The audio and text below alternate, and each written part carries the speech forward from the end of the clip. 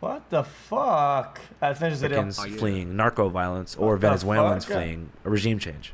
And obviously, we share a landmass with these countries to our south. So it makes perfect sense why they would come north when the standard of life is considerably higher. But for someone to make the journey from Africa into Latin America and then take this almost tri-continental journey up into the United States is particularly strange, especially given the fact that Europe is much closer. There's first world nations that are much closer to these African countries that have a better healthcare and education system than America. So what is it about America that makes them feel like this journey is worth it? And also, you know, what life do they expect here in America? Because obviously, as we've documented in the past couple months, there's a lot of really shitty stuff happening in America. The state of our inner cities is already pretty bad. And so I wonder almost if like the American dream propaganda that they're being fed by media or by their friends or family members, if that's actually true. I think America creates an atmosphere for people to achieve. So the American dream is just the ability to achieve. That's what it's about. Like, is the American dream actually a reality for immigrants, or are they more likely to just face different types of hardships when they arrive? I don't know. Let's go talk to some people. Okay, interesting. I wanted to talk to these African migrants, but because they were being deliberately safeguarded by Border Patrol, that seemed very difficult. They were essentially being held in what's like a demilitarized zone. A single-lane patch of land between the port of entry and the actual border wall, which apparently American civilians cannot access unless authorized by personnel. Still, I drove 6 hours to get to this place, so I wasn't about to leave without at least trying to talk to them. Naturally, I began a westbound hike along the border wall, searching for a hole or an opening in the fence that would let me access where they were standing. Finally, I found a clearing in the fence and began my journey eastbound along the restricted pathway. Very quickly, I was apprehended by law enforcement. Yeah. So the actual border road here is closed. Okay. To anybody except law enforcement traffic, just because sometimes BP needs to kind of hoof it on here. Yeah, okay. But you guys are welcome to take pictures or whatever, like from right here. Just get back to your car, do what you need to do.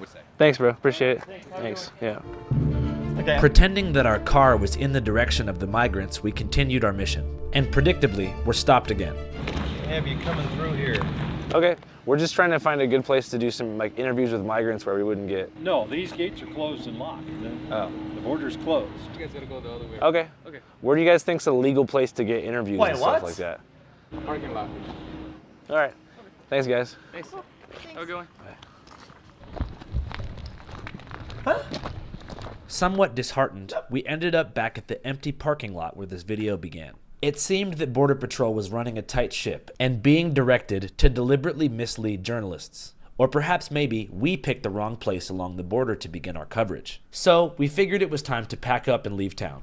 Then, seemingly from out of nowhere, an off-duty law enforcement officer approached us in his car and told us that we were just 1 mile away from the largest secret migrant detention facility in Arizona, which is embedded inside of a national park called the Oregon Pipe Cactus National Monument. You turn on Palo Blanco Road, I believe it's called. And you go about a mile. It's conveniently hidden. Literally thousands of people, and people from all over the world. What they do is when they come through the wall, they shed any type of ID. So you can find passports, currencies, driver's license, visas from Guinea, from Mauritania, Sierra Leone, Chad, Ghana, Egypt, Thailand, Nepal. It's phenomenal. You see discarded strollers, suitcases, day packs, purses, neck pillows. Chad. I mean, these aren't the people that were crossing in years past that were just trying to get into California to make a living wage to send back home. This is a different demographic completely. Well, these are the guys bringing in the fentanyl. You know, it used to be the border crossers would get across the border one way or another, and then they had 20, 30, 40 miles to get up, 60 miles to I-8. It was very difficult and arduous. Guys, I've seen these videos, okay, time and time again, okay? Guys, we've seen it. We've seen these interviews all across multiple channels, okay? Every time they interview these state officials or whatever, right? They always go, they seem chill, everything's chill, and then they say, oh yeah, these are the guys, boom, and they unload the dog shit. I'm telling you, every video, dude. The cartel makes it really easy doesn't for them. matter. They simply step across the border and walk to the Border Patrol and claim asylum. I'm a pro-immigration person. We need immigration, but not this way. Not the way it's being done now, where no one has any idea of who these people are. It's just totally unsustainable. What do you think's the right way to do it? I wish I had an easy solution. I don't know. It seemed to me that Title 42 was working pretty well under a previous administration, which required people to claim asylum upon the first country they hit, rather than having it come right into America first. So what is Title 42? The order started during the Trump administration. It allowed the government to turn away migrants to slow the spread of COVID-19. The Trump-era health policy that allows authorities to immediately deport most migrants. When it ends, tens of thousands currently waiting in Mexico can apply for asylum. Authorities say they're preparing for a spike in migrant crossings, upwards of 10,000. Okay, Chad, maybe I missed the point. Doesn't this make sense? Guys, if you go across 5 countries and end in America and you say asylum, well, couldn't you have claimed asylum in a lot of other countries that were also suitable for a life there? Guys, I don't know anything about this. I'm asking a question, just I'm not being rude at all. I'm asking a question. Okay? I think that there's a lot of countries that are suitable for an asylum country, where they're sustainable and suitable for life. Per day. How many people would you estimate are coming through? But I would estimate certainly more than a couple thousand a day. But if you just run the numbers, with the numbers that we're seeing, if you even say 1% aren't the greatest people with the greatest intent, we're in danger. And it's being done to profit the cartels. Just using my own rudimentary math skills, I think they're making about $1 billion a month smuggling people into the U.S. What they do is they saw cut the bollards in the wall. We'll have to check and the they math pull on them that. back and then funnel people through. And then when they close that bollard, push it back onto where it was previously affixed, you can't see, except for, I mean, there's a tiny little crack where they saw cut it. So, and this happens all along that 12-mile section. Midway through my interview with this man, I had a shocking revelation. This maybe, just maybe, was the same guy that I interviewed 5 years ago at the raid of Area 51. What? But what are your thoughts on the aliens, man? They're here. They're here. They're here right now. They're walking among us on 2 legs. You said that? Human-like. Oh, yeah. Do you plan on raiding tonight, sir? Oh, I've already been in. What was in there? They're in there. They're in there. Totally. Yes. Well, anyways, man, thanks for the interview. Good luck. Guys, when it's cold, the skin on my toes gets dry, and it's kind of edible. You're a brave soldier. Thank you. I didn't realize this until after I filmed the interview, but looking back, it actually makes sense. In both encounters, he's on the outskirts of federal land, claiming the government is hiding some crazy shit that he himself just saw. 5 guys in camouflage from head to toe, black masks with the camouflage backpacks, running as fast as they could. Damn, that's a crazy situation. So for us as journalists, if we wanted to get the firsthand scoop of what's going on, you mentioned you felt like a processing center was the best place to check out. Yes. And that is over there. I find it curious why it's hidden.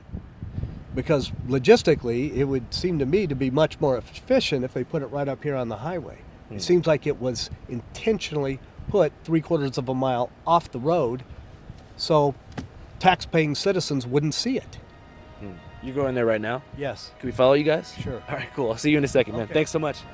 All right, so I guess we actually kind of are in the right place to... Guys, this is what happens when you get old. Guys, he has the Trump backwards mouth shape. Chat, it's a backwards. You know what I'm saying? Guys, it's the round top, flat bottom. Cool, I'll see you in a second, Guys, man. Thanks so much. You see it, right? You go in there right now? Yes. Can we follow you guys? Sure. All right, cool. I'll see you in a second, man. Thanks so much. Chat. All right, so Trump I guess has we that. actually kind of are in the right place to find migrants to speak to. That dude that just pulled up and talked to us, he actually agreed to take us directly to the migrant processing center where everyone's being kept. What, I have that? He said that it's located like in a hidden location, 4 to 5 miles away from the state road that runs through this place. So we're just gonna follow his car and yeah, hopefully get some footage, guys. Sorry, I'm done. To my surprise, my unbeknownst old friend was not bullshitting about the processing center. In the middle of the Sonoran Desert, hidden behind Border Patrol vehicles and makeshift tents, were hundreds upon hundreds of migrants, all of whom who hopped the U.S.-Mexico. What if it's designed to be more far out of any sort of like resources or road, or other, because they're in the glaring sun and the conditions are so tough that people would turn back and shit it. Guy, that's kind of terrible. I mean, both are valid stories here. Hours.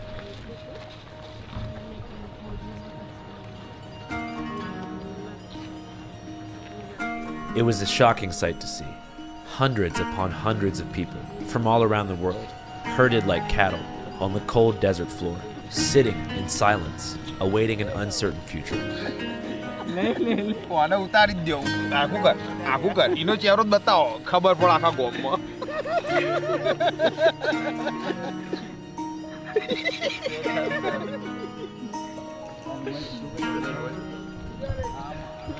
Despite these conditions, spirits are generally high, especially among children, many of who have been walking, hopping trains, hitching rides, and so forth for weeks and even months.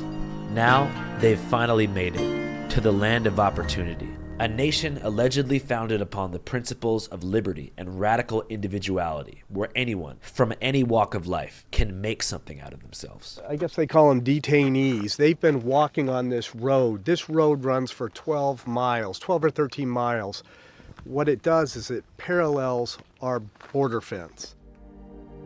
In our next episode, Migrant Detention Facility, we'll go undercover and speak with Border Patrol agents and migrants from across the world who are seeking asylum in the United States. We'll also follow a bus full of undocumented migrants and driven by ICE agents who pulled over and detained us after realizing they were being filmed.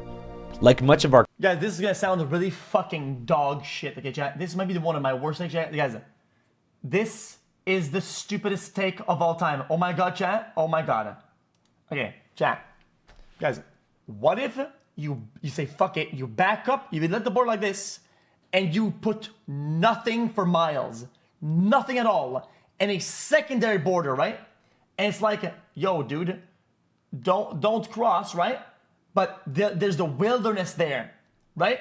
And like, the reason why you don't want to cross is that, shit, dude, I don't think you're gonna make it, right? I mean, guys, because it's a long, it's either gonna be cold at night, super hardcore, hot. Guys, you would need to have like equipment to do all that, right? What? Guys, it's like a massive, it's like the wilderness. It's a big buffer zone, and it's like, dude, I mean, would you attempt this trek? Chat, let's say it's in the glaring sun of the desert. Guys, it's like 40 degrees Celsius during the summer. And it's like fucking 50 miles you have to walk. Dude, like a no man's land. Would you do it? Shit, man. I'm gonna be honest. I'm not content. doing that. This episode is available exclusively on our Patreon. Okay, whoa. www. If you want to try saying spawning lions and shit, yo, come on, man. Yo, that's not even what I meant, though. I mean, like, it's like a default zone. Patreon.com/Channel5. As many of you know, Channel 5 is and has always been completely independent and supported and powered directly through your contributions. Thank you. Channel 5 live worldwide, Hollywood and Vine. Fuck the authority, Channel 5 News. Channel 55. We don't fuck with custers. And 5 is the best number.